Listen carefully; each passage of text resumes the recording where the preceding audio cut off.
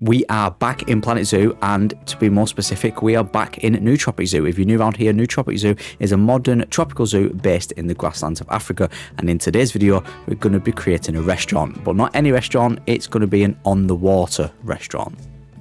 But let's have a little recap. Remember, we created the entrance in the first episode, if you've been following along, as well as this little area, entrance area. Our first habitat went in. Our first walkthrough exhibit of bats went in. We then moved on to our staff facilities. And in today's video, we're going to be creating a restaurant. We need somewhere for our guests to eat and drink, don't we? And I've never actually created a restaurant, like an actual restaurant. I've created shops and made them look like restaurants, but I've not actually created the facility restaurant. I hope that makes sense. So yeah, I'm going to show you how to do it, and if you do struggle with restaurants, you can follow this along and it might cause you not to struggle. It might help you. Hopefully it'll help you, and hopefully you will enjoy this video. Remember, if you do enjoy it, then hit that like button. If you want to follow this series along and you're not doing already, then subscribe. You might as well. So yeah, restaurant. I wanted it to do it different. With the ability now to have the facility restaurant, you can actually connect the tables and they do not have to be on a path. So that means only one thing in my brain what went on, and that was I need to do it on water. I need our guests to be able to sit on a glass floor above water, looking down, maybe at some fishes or something like that, into water. I needed to do it, and I do it, and it does work. Amazingly enough, I'm so happy Planet Zoo. I mean, the restaurant facility is actually quite large. It'd be nice if it was smaller, but I'm so happy that Planet Zoo has included the ability to have tables what guests can sit on without having a path under the table and seats. Very helpful. Again, we're going with the same kind of design here. Well, the same colour scheme anyway. We're going to keep it modern. We're going to keep it fresh. We're going to keep everything nice looking and tropical as well. So we're going to add planters and stuff like that. It's going to have a lot of detail. You can see already I've added a lot of detail. We've got the main structure in, so the flooring where I want it. We've got the glass walls, and we've left spaces for the doorway on one side and the doorway to the seating area on the other. And I'm closing it off with this custom floor, side panel and roof all in one, just to give it that modern look. Recolouring it to the grey, because we use this colour grey throughout the build, and it's going to be near enough on the grid, but it's going to align with the paths anyway, and that's what I'm trying to do with this zoo. I'm trying to get everything close to the grid, so it's very easy for people to download this off the workshop if you want. By the way, anything to build, I pretty much put on my workshop page. The link is in the description down below. But I want things to actually be functional and other people to be able to use it, and I want you lot to be able to follow along if it is something you want to do. If you want to start building a whole zoo on the grid, this is how I do it. So hopefully my tips and tricks and watching these videos do help you. I've had a lot of positive feedback recently on this series and on my videos as a whole and on my channel. The views have gone up, the subscribers gone up, and honestly I cannot express to you how grateful I am. So if you're watching this video now and you've been subscribed to me for a while, or even if you're a new subscriber, just thank you very much for your support, and I'm just happy that people are actually watching my videos and enjoying them, and even more so learning from them. That's the main thing for me. I started YouTube and I started creating these videos for people to learn and to be able to show my creative side, like to express my creativity. I'm a very creative person, I always have been. My mother was the same. She was a brilliant painter and drawer. Unfortunately, I'm not very good at painting and drawing, but I kind of like use my creative side and think about ideas like you see now and put it into a virtual world, because in Planet Zoo you can create anything you can think of if you know what you're doing anyway. And hopefully I can get you to that stage if you're not already, by learning stuff what I build and learning stuff from it and following my tips and tricks. So yeah, just thank you, just a big thank you very much. Right, enough of that. And let's carry on with this build. So you can see I've just created those pillars, and they will go down into the water, so it looks like they support the actual building itself, like they're going in the water into the foundation and into the floor. So let's lower it down and see how it looks on the surface. We're going to have a little step up obviously, so we're going to build a ramp. But let's put the actual restaurant in, which was a little bit fiddly. I thought, how am I going to do this? Like I said, I've not actually built a restaurant like this before using the restaurant facility. So I thought, how do we actually get this in and line it up and make... I thought, right, kitchen fronting, but then it was going up against the glass and the path was playing up. I needed the path to the front of it where where my glass door is. I needed the actual door. And then I just thought, right, I'm just putting it in the centre. It doesn't really matter how it looks. We're going to close it off with the same wood pieces as well, so it's not going to look look like that. And then placing the tables, and the tables can be placed on glass, and your guest will use them. They go through like a portal, so they go into the restaurant, get served, pay for the meal, go around a corner into a portal and get teleported to your wherever you've put your tables and chairs, in this instance on glass above water. We need to put the water in yet, don't we? I did some tables inside because of course we need tables inside dining as well as outside dining. And then I thought I'm going to add some paneling. I wanted a sign. At this point I didn't actually know what I wanted to call this restaurant, so stay tuned and you will see what we call it. But I wanted a sign. Now, to get a sign, I needed somewhere to put a sign, if that makes sense. So I thought I'm going to build up this wood paneling with the same conservation pieces, the same colour, but just build it up over the glass. Adds a little bit of privacy for the inside seating area as well. And then in the middle was a black piece, so it looked like black metal. We used it a lot in this build and a lot in my whole zoo. A lot of these conservation pieces, recolour it to black, looks like black metal, doesn't it? And then at the same on the other side, I just added a little trim of the same paneling of the conservation pieces, just to spruce things up a little bit and give it a more detailed look and a more custom look. Just squaring these off now, these ends with not the patch, sorry, the window works so perfect. The window, what you would normally put in a shop, looks so perfect, kind of like a gateway into the kitchen, so you can see into the kitchen, and it's going to serve as a serving hatch. We're going to put a little bit of metal in, and it looks like the serving hatch where our waiters and waitresses can come collect the food from that hatch, that little window, and then take to our guests. It's all these little things will all add up, realism really does add up. Decided to add a second layer now of glass. Has to be quite thick if people are going to sit on it, right? And I played about with a couple of ideas, and I'm going to fast forward now so you can see how it came out. And you can see I've changed it up a little bit, and I've added these kind of like metal pieces to look like kind of like a grid, so the water can flow in and out of this grid area. Let's just move it up and line things up. Playing about the path system, that's why there's a floating path.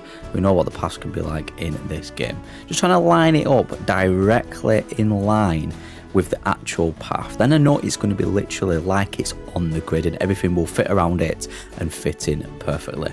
Now, it's created a path there which we don't want, so I'm going to go ahead and delete all these paths and then sort the pathing system out for the restaurant. And I think I'm finally getting a hold and a hang of these this pathing system in Planet Zoo. It can be difficult, but with patience and perseverance, you will prevail. You see, it just created that little ramp, and it lined up perfectly, because remember, we lined the actual building up with the path. That's why we lined it up with the path, then deleted the path, and then just re-put in the path on the grid, and everything should line up perfectly. And then, ladies and gentlemen, we played about with terrain. And now I thought the pathing system was hard in Planet Zoo, and it turns out the terrain system is just as difficult. I knew this already because of things I built. But yeah, it really challenged me, this, and it really did challenge my patience. And do you know what it was? It was once I dug down with the terrain tool like you see me doing now, it was trying to get the water right to the top. It just wasn't having it. I tried deleting the paths around it. I tried moving the building up and down, and it just was not having it. I spent so long just trying to get the water in. By the way, I'm just creating this plaza area now, and in the next video I am going to create a plaza. I know a lot of people have asked for me to create a plaza for this zoo and show how I would go about doing it, so I will be doing it. And I'm going to be creating a water fountain what will sit next to this restaurant and go in the water of the restaurant. So if you do want to see that video, you want to see me create a plaza and a little water fountain to add to this area where the restaurant is, then hit that like button and leave a comment if you want. Let me know what you think about this build, and let me know if you want to see a plaza area yourself. You can see what I mean now about me being very tricky with this terrain tool, trying to line things up perfectly, and it just wasn't having it. It wasn't letting me get in the water to the top. But look, you see me playing about with the water now and deleting it and retrying it. It just wasn't playing balls. So this is how it came out looking. I'm going to fast forward now, and this is the best I can get it, unfortunately. It does look pretty good, but this is definitely the best I can get it. And this is it. You can see the water is in. We've left a little gap, and that's where our water fountain and plaza area will start. But that's the best I can get the water, but it's right to the surface, and that is what I wanted. I wanted the water right to that surface, so it literally looks like the guests are sitting on water while having their dinner. Now to the front, I needed to spruce up this path ramp. Of course, we're not just going to leave it like that. So we use the same pieces, what we've been using throughout the build, same colours, and we're just going to create the ramp and create the entrance area to our restaurant. Now on the right hand side of the ramp, we're going to add some custom planters. You know me, I love a bit of mulch. A bit of planters, so we're going to add that to the right hand side and kind of make it a little bit more, you know, add a little bit more foliage. You know, foliage is king. Every time you add foliage, it just transforms anything, doesn't it, whether it be a build like this, a restaurant, or a habitat.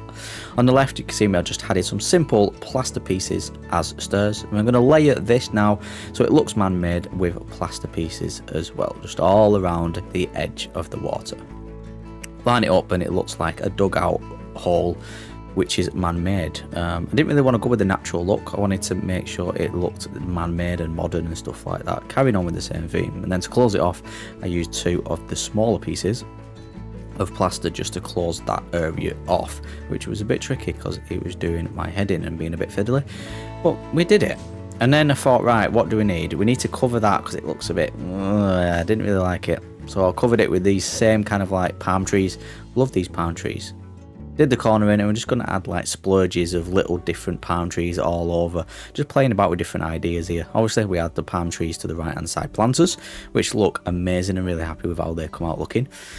And then we're thinking about the edge of this, and of course we brought out the 4 rocks. I do it a lot in all my builds. I did it in the habitat what we built for the first animal, which was the Aviary. So we're going to do it again here. Again, it gives the look that it's man-made and just gives it a more tropical and more, like, not natural, but more, you know, neat, tidy look. And it looks nicer, doesn't it? We're going to delete little pieces as well. Make sure there's no pieces poking out the wall. That's the thing you want. It does me head in that, doesn't it? There's 2 things that do me head in this game. Crossfighting. 3 things. Crossfighting, which is when... I don't even know what crossfighting is. It's basically when loads of different building pieces are above or below each other and they kind of like glitch out.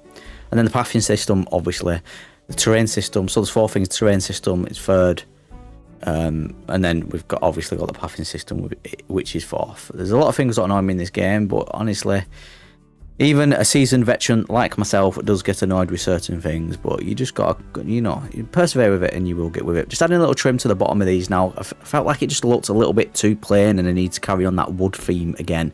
So adding a little trim to the bottom of these beams, and then a trim to the top as well. We're not slacking on detail here with anything we build in this zoo. We're just not going to detail the hell out of everything.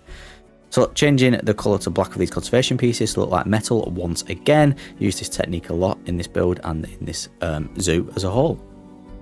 Right, hear me out. You know when I said I was going to really concentrate on detailing in this build as well as in the whole zoo? I kind of took that to a little bit of an extreme here. I wanted some lanterns, and the lanterns, the in-game lantern lights, just wasn't doing it for me. So I wanted to create my own lanterns with candles inside. I've actually got a pair of lanterns pretty much exactly like this in my own home, in my house.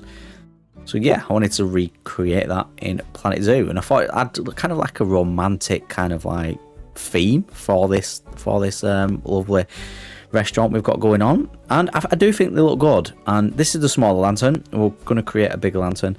This is what I mean with little details. I get something in my head and I think, oh, I can build that. And it's all about using pieces what are not meant to be used for certain things for different things. I hope that made sense to you. I'm sure you know what I mean.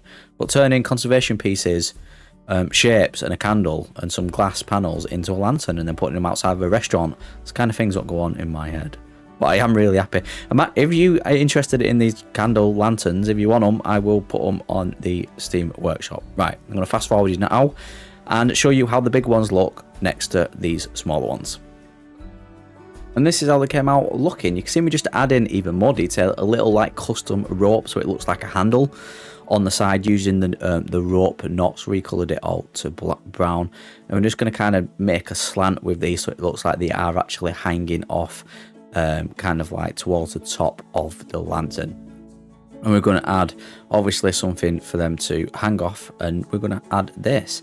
Played about with a couple of ideas and I thought, right, just lower it down and just sink it in just so that handle is showing, and then we can lower that rope and it will look like it's an actual functioning handle for the lantern. So there you go, there's the big lantern and there's the smaller one. Let's take a look at them all placed and how they look at night. So this is how they look during the day, little clusters, and this is what they look at night. How good is that theming now? How cozy and romantic does that look now? And with custom paths added, some fans and some custom made shaders, that is the restaurant complete.